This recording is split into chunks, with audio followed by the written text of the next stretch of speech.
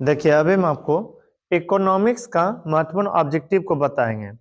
यदि आप इस वीडियो को शुरू से आखिर तक देख लें तो आपको यह अच्छा समझ में आ जाएगा कि बोर्ड एग्जाम में कौन कौन सा ऐसा सवाल है इकोनॉमिक्स से जो कि कई बार पूछा गया है, और आने वाला समय में जो आपका एग्जाम होगा उसमें भी कौन कौन सा पूछा जा सकता है। हम इस वीडियो में वही सब ऑब्जेक्टिव लाने का प्रयास किए हैं जो कि एग्जाम की दृष्टि से, बिहार बोर्ड परीक्षा की दृष्टि से काफी महत्वपूर्ण प्रश्न हो। तो अब ध्यान पूर्वक देखिए, इसका पहला प्रश्न है, निम्नलिखित में किस राज्य को एक पिछड़ा राज्य कहा जाता है? तो उत्तर बिहार होगा। बिहार को पिछड़ा राज्य इसलिए कहा जाता है, पहले तो आप यह जान लीजिए पिछड़ा राज्य किसे कहते हैं। जो राज्य काफी गरीबी से झुंझ रहा हो, जिस राज्य में विभिन्न प्रकार की समस्या छाया हो, वैसे सब राज्यों को प्राय पिछड़ा वाला राज्य कहा जाता है। और बिहार जो है पिछड़ा राज्य का उदाहरण है। बिहार दिन प्रतिदिन पिछड़ेपन के लिस्ट में इसलिए आते जा रहे हैं क्योंकि बिहार के कई क्षेत्र बाढ़ व सुखाड़ से प्रभावित रहते हैं। बिहार में ऐसा उद्योग धंधा नहीं है जिससे कि सभी व्यक्तियों को रोजगार प्राप्त हो सके।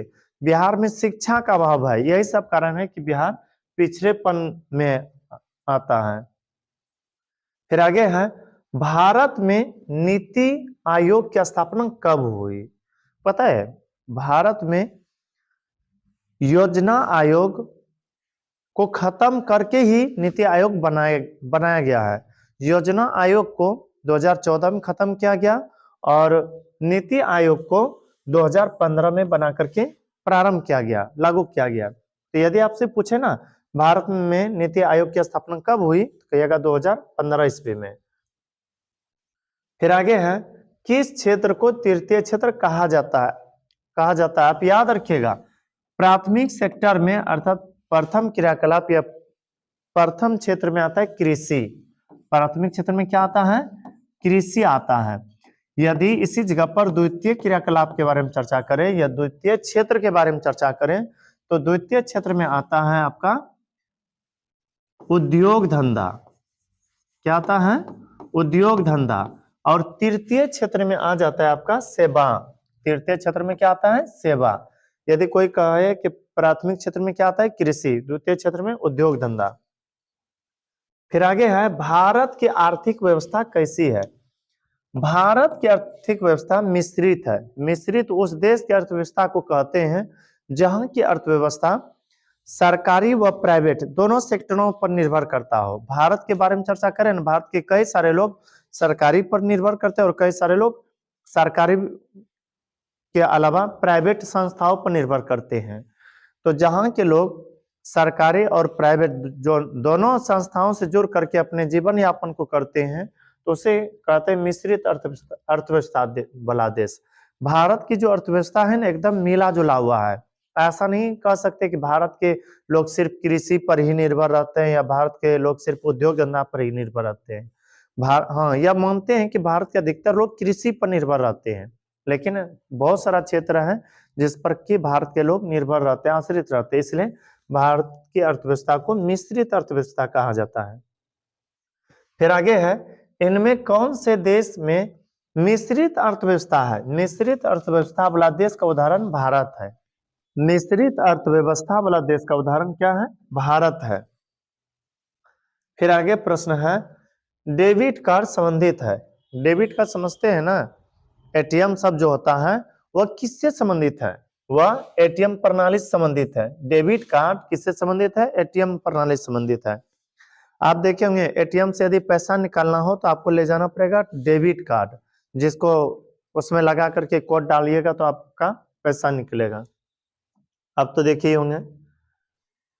आगे प्रश्न है, निम्नलिखित में कौन नवीकरणीय प्राकृतिक संसाधन है? संसाधन याद रखिएगा, जो हमारे आवश्यकताओं को पूरा करे उसे संसाधन कहते हैं। सुबह से शाम तक जिन जिन वस्तुओं को, जिन जिन चीजों को देखते हैं वो सब के सब संसाधन है। संसाधन के बारे में चर्चा करें तो नवीकरणीय और नवीकरणीय के आधार पर बताएं तो दो प्रकार के संसाधन होते हैं, एक नवीकरणीय दूसरा अनवीकरणीय। जिसका उपयोग केवल एक बार किया जा सकता है, एक बार करने के बाद ध्वस्त हो जाएगा, नष्ट हो जाएगा, उसे बनाना बहुत मुश्किल होगा, तो उसे कहेंगे अनवीकरणीय संसाधन। और जो कभी खत्म नहीं होता है, जिसे आसानी से प्राप्त किया जा सकता है, उसे कहते हैं नवीकरणीय संसाधन। पता है कोयला के बारे में यदि हम चर्चा करें तो कोयला को यदि एक बार जला दिए फिर उसका दोबारा उपयोग नहीं कर सकते हैं, और यह बनाना भी बहुत मुश्किल है, लाखों वर्ष लगते हैं इसको बनने में, इसलिए यह अनवीकरणीय संसाधन है, आपको खोजना है नवीकरणीय। पेट्रोलियम भी एक बार यदि जला दिए गाड़ी में तो इन्हें कह सकते हैं कि आधा घंटा रुकेंगे फिर संघर जाएगा, वो खत्म हो गया तो हो गया। गैस भी, ये तीनों नवीकरणीय संसाधन है। पूछा गया क्या नवीकरणीय संसाधन का उदाहरण है भूमिगत जल। आप भूमि से जल जितना निकाल सकते हैं, कभी सुने हैं कि आज 10 लोटा निकाले तो अब जल नहीं निकलेगा? निकलेगा।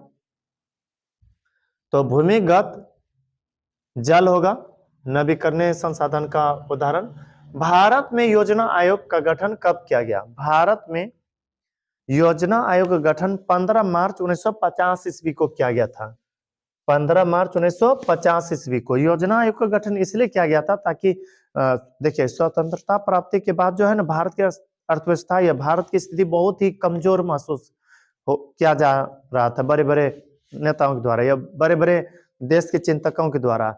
तो उनको लगा कि हमें देश का यदि विकास करना है तो कुछ ना कुछ करना पड़ेगा। तो भारत के विकास की बात सोचते हुए भारत का विकास करने के लिए योजना आयोग बनाया गया, और योजना आयोग बनाया गया था 15 मार्च 1950 ईस्वी।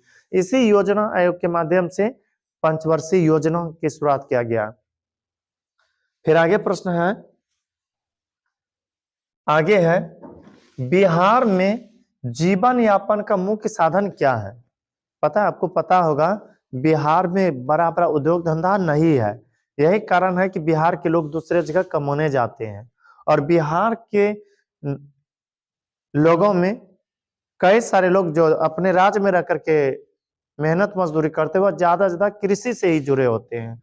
यदि आपसे पूछे ना कि बिहार में जीवन यापन का मुख्य साधन क्या है, कहेगा कृषि, क्योंकि बिहार में आधा से अधिक लोग कृषि पर ही निर्भर रहते हैं। फिर आगे है निम्न को प्राथमिक क्षेत्र भी कहा जाता है, अर्थात यह किसे प्राथमिक क्षेत्र कहा जाता है? अभी थोड़ी देर पहले समझाए थे, कृषि को प्राथमिक क्षेत्र कहा जाता है, जबकि उद्योग धंधा को द्वितीय क्षेत्र और सेवा को तृतीय क्षेत्र कहा जाता है। सेवा समझते हैं ना, अब मान लीजिए डॉक्टर साहब आए, आपको सुई दिए, उसके बदले में आप क्या दिए? पैसा। तो ऐसा चीज जहाँ के आप पैसा देकर के सामान खरीदते हैं उसे कहते हैं सेवा वाला क्षेत्र। उद्योग धंधा, यहाँ पर कोई वस्तु बनाया जाता है, कोई प्रोडक्ट का निर्माण होता है, इसलिए कहते हैं इसे द्वितीय क्षेत्र। और कृषि मेन बेस है इसका, इसलिए कृषि को कहते हैं प्राथमिक क्षेत्र। जिस देश का राष्ट्रीय आय अधिक होता है वह देश कहलाता है विकसित कहलाता है। जिस देश का राष्ट्रीय आय अधिक होता है ना वह देश विकसित कहलाता है। जैसे ले लीजिए कनाडा, चाइना भी एक तरह से विकसित देश की श्रेणी में आ रहा है, लेकिन भारत अर्ध विकसित कहिए, क्योंकि भारत तेजी से विकास नहीं कर पा रहे हैं। यहाँ के अधिकतर नेता जो है घटोलेबाजी ही करते रहते हैं, मतलब इधर लूटा पैसा उधर लूटा। आपको तो पता ही होगा। किस क्षेत्र को द्वितीय क्षेत्र कहा जाता है? द्वितीय क्षेत्र कहा जाता है किसे? उद्योग को। प्राथमिक क्षेत्र कृषि को, द्वितीय उद्योग को, और तृतीय क्षेत्र कहा जाता है सेवा को। फिर आगे प्रश्न है राष्ट्रीय विकास परिषद का गठन कब हुआ? राष्ट्रीय विकास परिषद यानी कि देश के विकास के लिए एक परिषद का गठन किया गया, वह किया गया था 1952 में। यदि आपसे पूछे राष्ट्रीय विकास परिषद का गठन कब हुआ, कहेगा 1952 ईस्वी में। फिर आगे है भारत की प्रथम पंचवर्षीय योजना का कार्यकाल क्या था? भारत में जो प्रथम पंचवर्षीय योजना चला ना 1951 से 56, कुछ देर पहले बताए थे, भारत के विकास के लिए योजना आयोग बनाया गया था। कब? 15 मार्च 1950 ईस्वी। 50 ईस्वी में बनाया गया, 1950 में बनाया और 51 में शुरू हुआ। अब 5-5 साल के लिए थे, इसलिए 51 से 56 चला था। फिर आगे है बिहार एक राज्य है, कैसा राज्य है? उद्योग तो प्रधान है नहीं, पशु प्रधान भी नहीं है, खनिज तो बहुत कम मात्रा में है, इसलिए कृषि प्रधान होगा। बिहार एक राज्य है कृषि प्रधान। देखिए अगला प्रश्न है बिहार के आर्थिक पिछड़ेपन का प्रमुख कारण है? पता है बिहार के आर्थिक पिछड़ेपन के बहुत सारे कारण हैं। भारत में 28 राज्य है, 28 में से सबसे अधिक जो जनसंख्या घनत्व पाए जाते हैं वो बिहार में ही है। मतलब बिहार में जनसंख्या वृद्धि तेजी से हो रही है, इस कारण से बिहार पिछड़ेपन की गिनती में आते जा रहे हैं। बिहार का कई क्षेत्र बाढ़ और सुखाड़ से प्रभावित रहते हैं। बिहार में खेती पर ज्यादा लोग आश्रित रहने लगे हैं। जहां 5 लोग रहना चाहिए वहां 10 लोग रह रहे हैं। इस कारण से ठीक से अनाज भी नहीं पुरा पाते हैं, अनाज की आपूर्ति नहीं कर पाते हैं। यही सब बहुत सारे कारण है। जनसंख्या में तीव्र वृद्धि, यह बात सही है। कृषि पर अत्यधिक जनभार, कृषि पर काफी लोग निर्भर रहने लगे हैं। बाढ़ एवं सुखाड़ का प्रकोप, ये तो बाढ़ और सुखाड़ आपको पता ही है। उत्तरी बिहार को बाढ़ झकझोरते हैं और दक्षिणी बिहार को सुखाड़, इसलिए उपयुक्त सभी हो जाएगा। उपयुक्त क्या होगा? सभी। लेकिन आपको सब के सब रंगाना नहीं है, आपको बस उपयुक्त सभी है ना, इसको सिलेक्ट करना है। फिर आगे है, बिहार के जमशेदपुर में लोहा एवं इस्पात के कारखाने की स्थापना हुई। पता है, जमशेद जी टाटा के द्वारा आयरन एंड स्टील कंपनी का स्थापना 1907 में, अर्थात लोहा एवं इस्पात कंपनी का स्थापना 1907 ईस्वी में किया गया था, जमशेदपुर झारखंड में। फिर आगे है, पशुपालन एवं मत्स्य पालन किस क्षेत्र का अंग है? बताइए। पशु अर्थात गाय भैंस यह सब जो निर्भर रहते हैं किस पर? कृषि पर। कृषि आएगा आपका किस क्षेत्र में? प्राथमिक क्षेत्र में। तो वही कहा गया है, पशुपालन एवं मत्स्य पालन किस क्षेत्र का अंग है? तो यह प्राथमिक क्षेत्र का अंग है। फिर आगे है, विश्व पर्यावरण एवं विकास आयोग की स्थापना हुई। विश्व पर्यावरण एवं विकास की स्थापना हुई है 1983 ईस्वी में। विश्व पर्यावरण एवं विकास की स्थापना कब हुई है? 1983 ईस्वी में। बस इस वीडियो में इतना ही। यदि यह वीडियो आपको अच्छा लगा हो तो हमारे वीडियो को लाइक कीजिएगा, और अभी तक यदि चैनल को सब्सक्राइब नहीं किए होंगे तो कर लीजिएगा, ताकि जो भी इस तरह से वीडियो अपलोड करें वे आप तक आसानी से पहुंच सके। मिलते किसी अगला वीडियो में, तब तक के लिए धन्यवाद।